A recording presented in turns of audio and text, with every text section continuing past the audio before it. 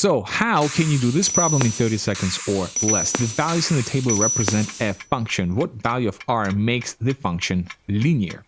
So let's look at these 2 points here. The m is equal to minus 3 over 3, which is equal to minus 1.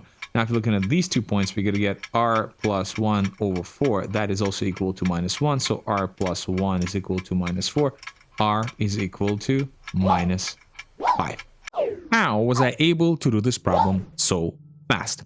So we have this word linear, word or term linear. What does it mean? Linear comes from the word line, right? So we have a line. Now, whenever there's a line for SHSAT, and in fact for SAT as well, almost often you need to focus on the slope, okay? And luckily we got these 2 points. So if we are using these 2 points, what's going to be our slope for that? So remember, the slope is equal to y2 minus y1 over x2 minus x1. So that's equal to minus 1 minus 2 over minus 1 minus negative 4, right? Which is equal to minus 3 on top over 3 on the bottom. That's minus 1. So the slope for this linear function, right, the slope is equal to minus 1.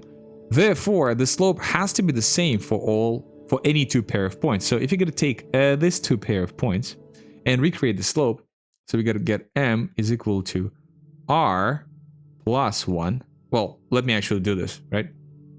Let's do r minus negative 1, right? Over 3 minus negative 1. So that's equal to r plus 1 over 4. Right, so that's the slope from the second pair of points, and that has to be equal to minus 1, has to be equal to this initial slope. Okay, so let me finish the calculations below. So we get r plus 1 over 4 is equal to minus 1 over 1. So we do the butterfly method. So we're going to get r plus 1 is equal to minus 4, and then minus 1 minus 1. So r is equal to minus 5. That is the answer. That's it.